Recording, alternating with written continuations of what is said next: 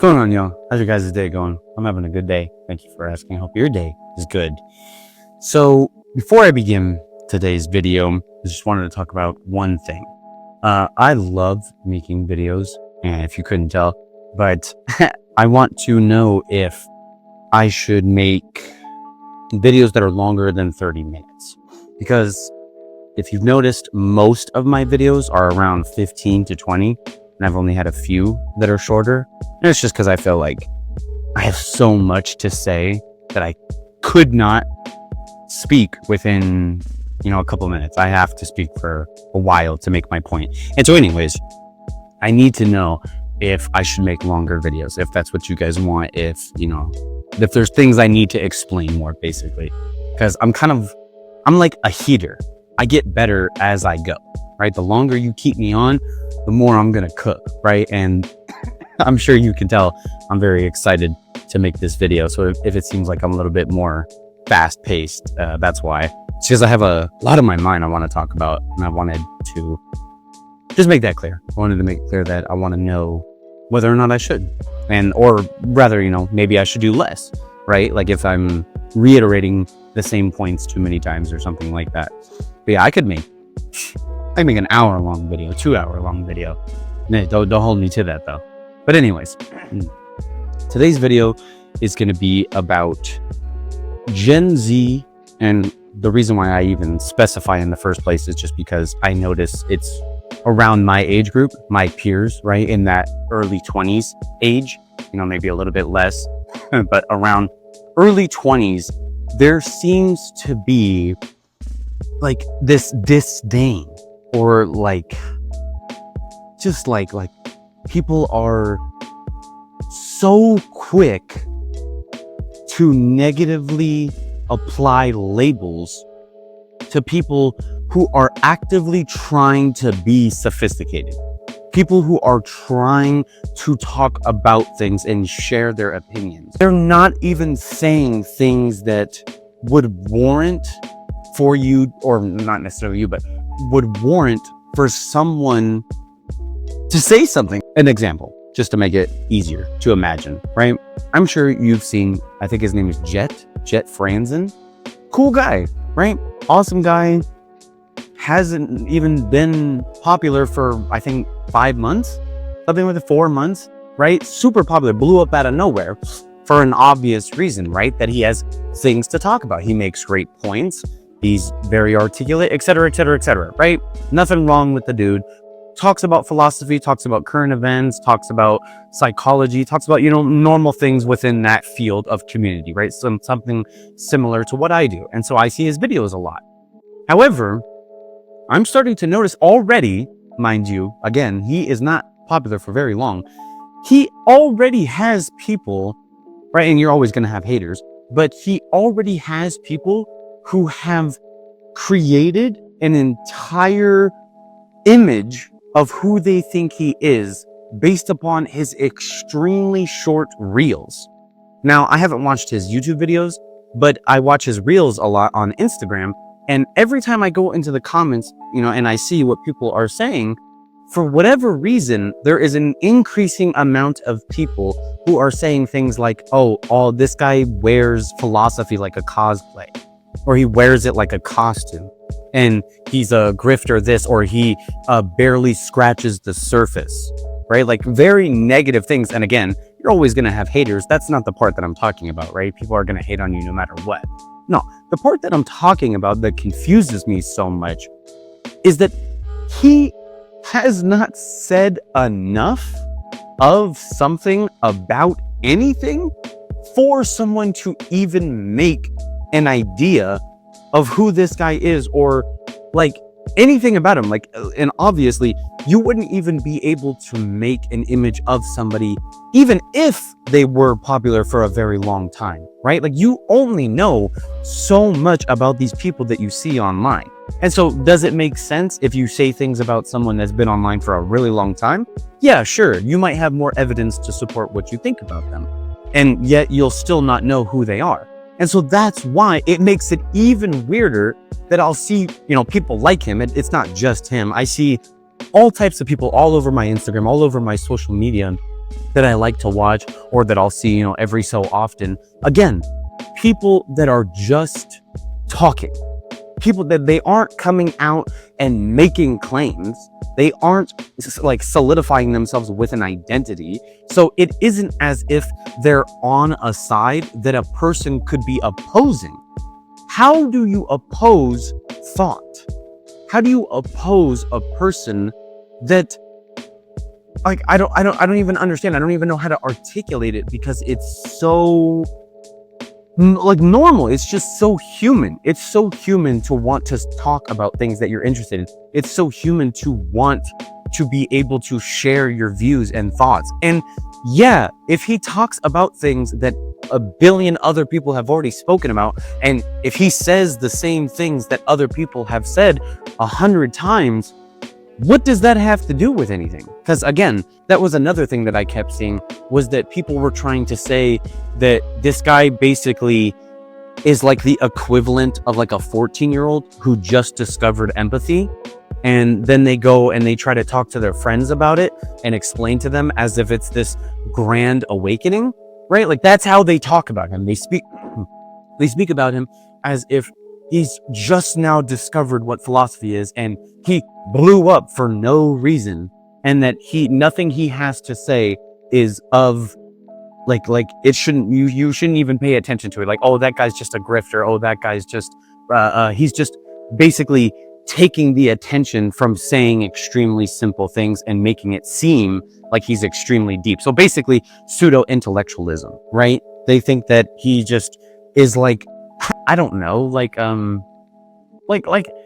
I guess the only other example I could think of are those people, if you've ever heard someone say something like, oh, I could never be friends with somebody who read the book 48 Laws of Power.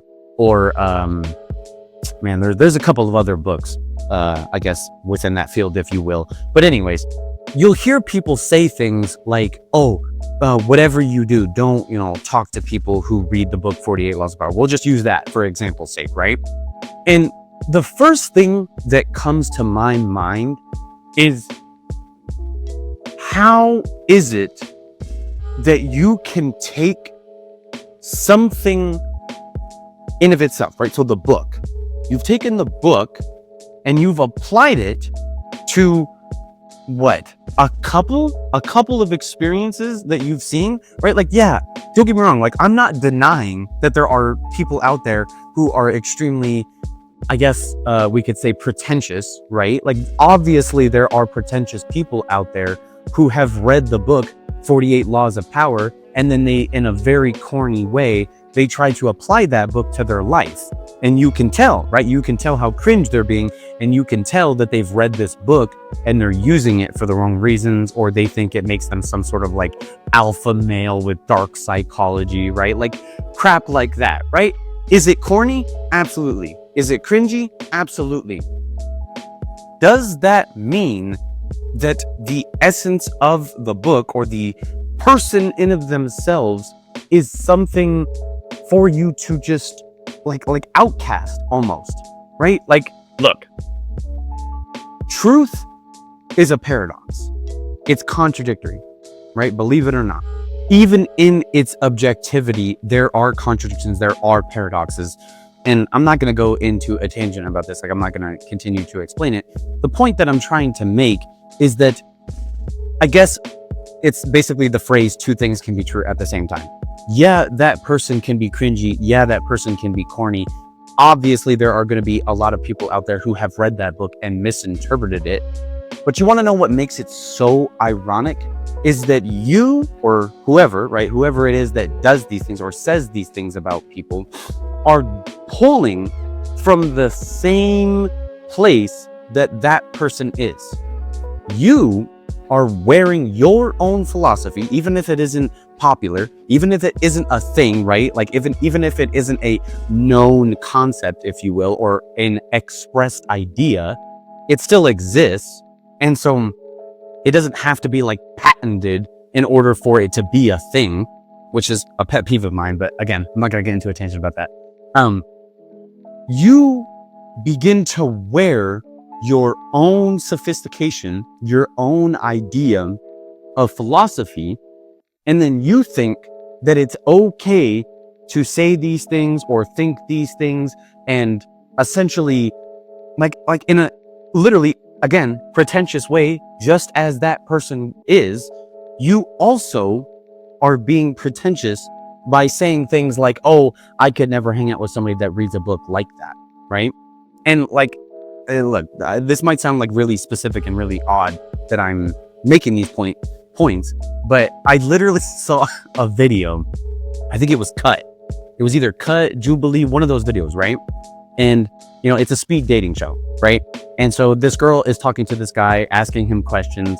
And I think she asked him what books he reads, right? And he goes, oh, you know, I've read this book, this book, this book, this book, this book, a ton of books. And then he goes, 48 Laws of Power. And then the button lights up. She says, yeah, I could never date somebody that reads that book. And then I'm just like, did you not hear the other 10 books that this guy read? Like, how is it that you think you're so smart, you think you're so beyond whatever it is you seem to feel contempt for, right? Because that's what that is. You feel contempt for that person because of the fact that they read a book, right? You didn't even ask them what it is they think or how they interpreted it or what type of person it made them after reading it. You automatically assumed and that, you know, they're the one who there's something wrong with. And yet you are incapable of seeing that you are that very thing. And I see this everywhere, right? Like, I don't know how many times I've seen people say things like, man, we don't talk about this enough. Man, I wish we would talk about these things more. Man, I wish people would read more. I wish media literacy was more popular. I wish people read more books. I wish, you know, like basically the idea that other people wish that society was more, I guess, educated, right? More aware of things going on so we don't continue to make the same mistakes, whatever reason it might be, right?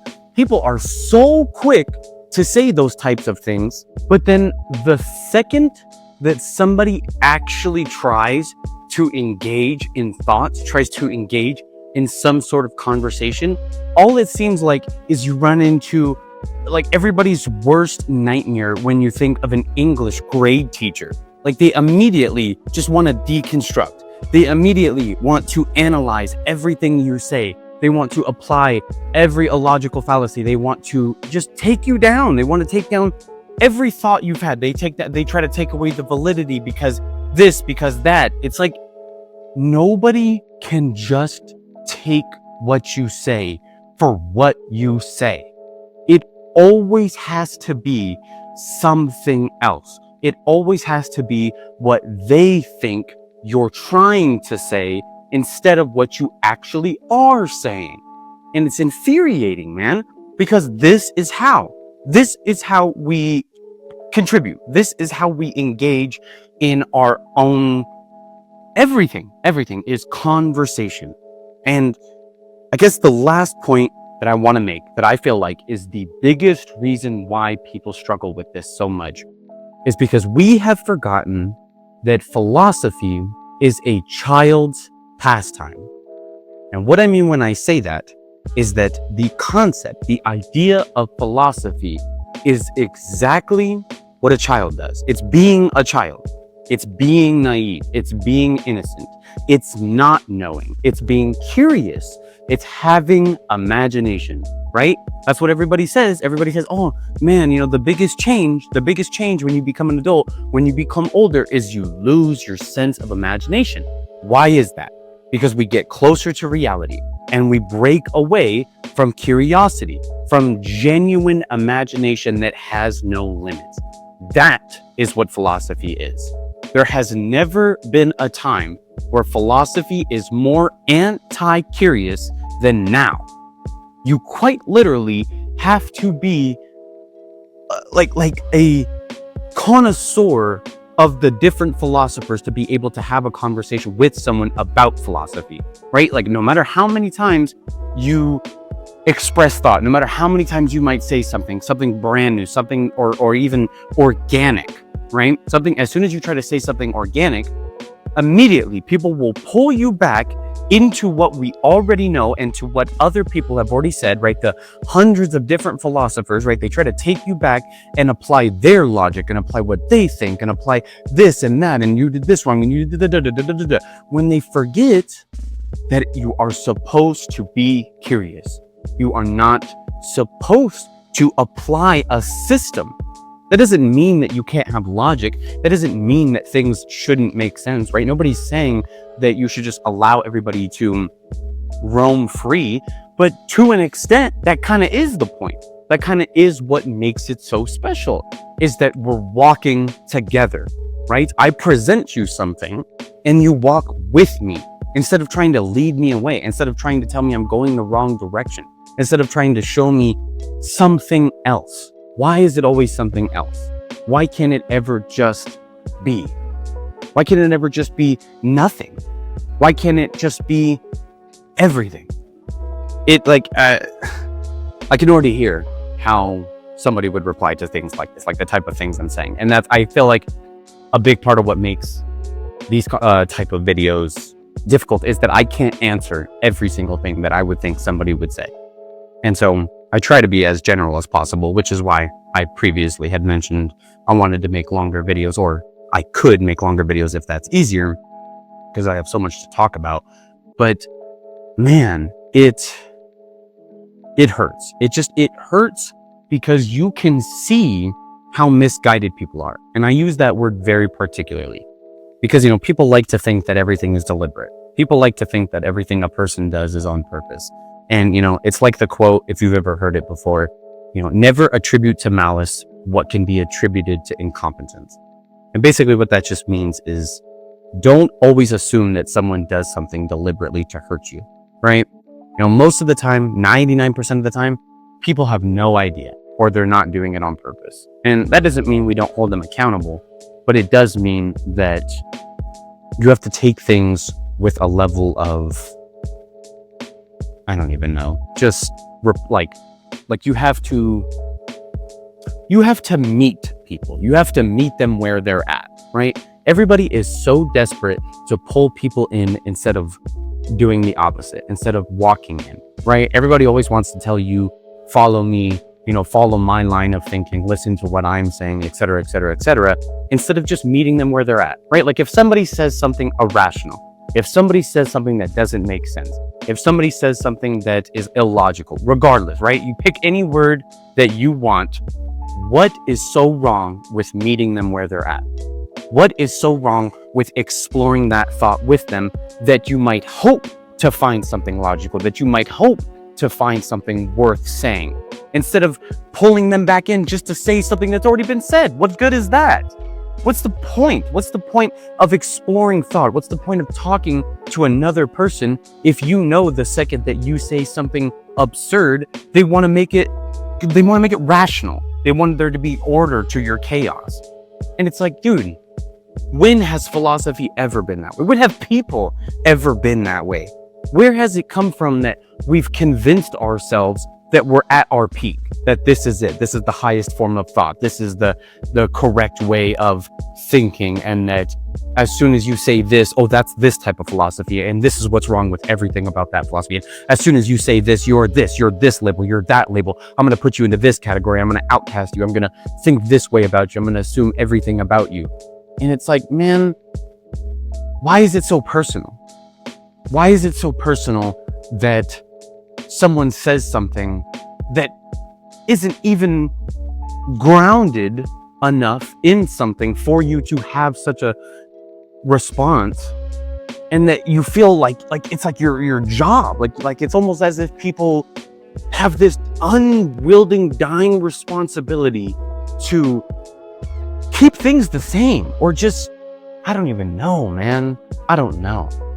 Like people, I'm gonna give an analogy.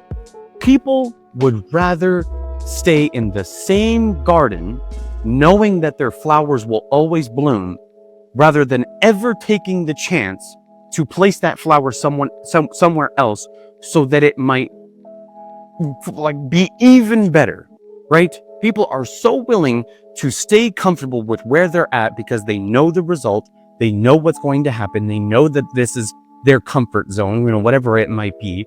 And I'm talking, I'm still within the same topic. I'm not just talking generally. I mean, within conversation. I mean, within thought. I mean, within identity, right? People want to stay within the same bounds and have the guardrails and the protection, right? Like, oh, I know where this goes. I know exactly how this is going to end up. And I have all the right answers and I know exactly how to dissect this, right? Instead of just walking on water, man. Instead of walking into the ocean and letting the ocean take you. Instead of walking towards the sun endlessly, right? Instead of walking into a jungle you know nothing about. And I don't get it. I don't get it. I don't even understand how that's fun. I don't have fun having the same conversation. Does that mean I have fun talking? Of course, absolutely. I love talking about things. But the second that I realize, oh, here we go again. This person's gonna, talk about, such and such philosopher. This person's gonna say this when I say this. And I know how ironic it might sound that I'm saying that, but I meet it with exhaustion. I don't mean it. I don't meet it with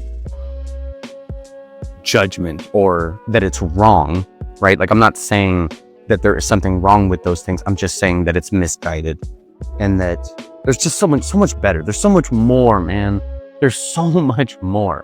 Icarus didn't fall so far because he flew 2 feet in the air, right? If you don't know who Icarus is, he's the guy with the wings in Greek mythology who tried to fly to the sun. And he got so high up that he ended up falling down. And he laughed. He laughed when he fell.